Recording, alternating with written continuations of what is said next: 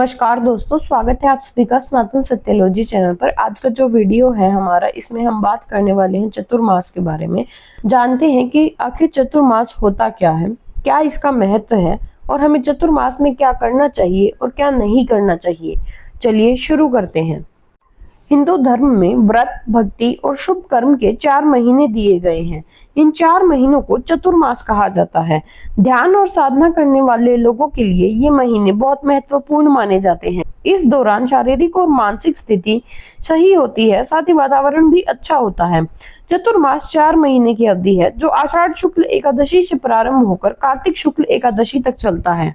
चतुर्मास में श्रावण मास, भाद्रपद मास, आश्विन मास और कार्तिक मास, ये 4 मास आते हैं।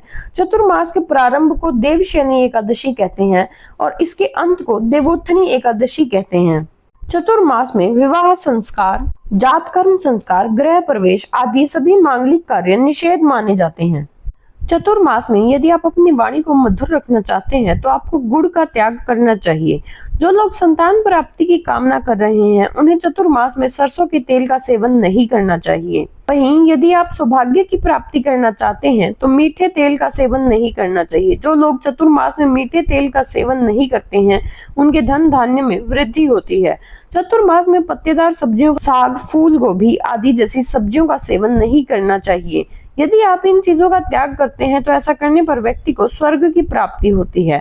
चतुर्मास में दूसरों के द्वारा दिया गया भोजन का भी त्याग करना चाहिए। आपसे जो भी बन सके उसी का सेवन करें। ऐसा करने से व्यक्ति को महाफल प्राप्त होता है। इसके अलावा मूली, बैंगन आदि का सेवन भी इस महीने में वर्जित माना जाता है। शहद, मांस, मदिरा का सेवन भूल कर भी नहीं करना चाहिए। ऐसा करने से व्यक्ति को वैकुंठ में स्थान नहीं मिलता है।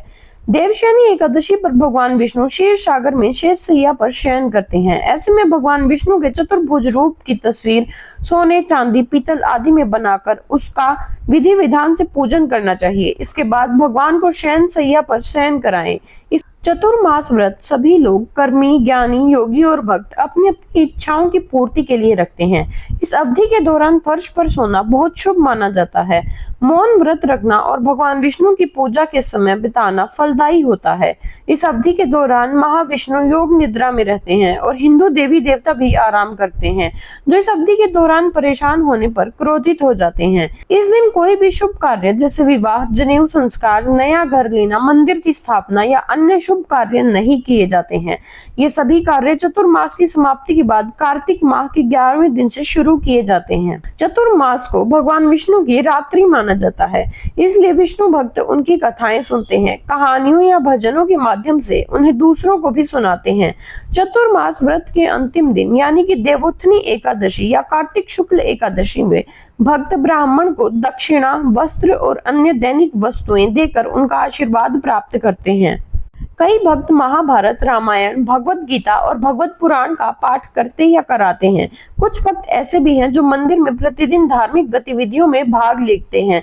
भक्त गरीबों की मदद करने के लिए विष्णु मंदिरों के रखरखाव में समय बिताते हैं। उम्मीद है आपको हमारी यह जानकारी पसंद आई होगी। कृपया हमारे चैनल को लाइक व सब्सक्राइब करना न भूलें। हर हर महादेव।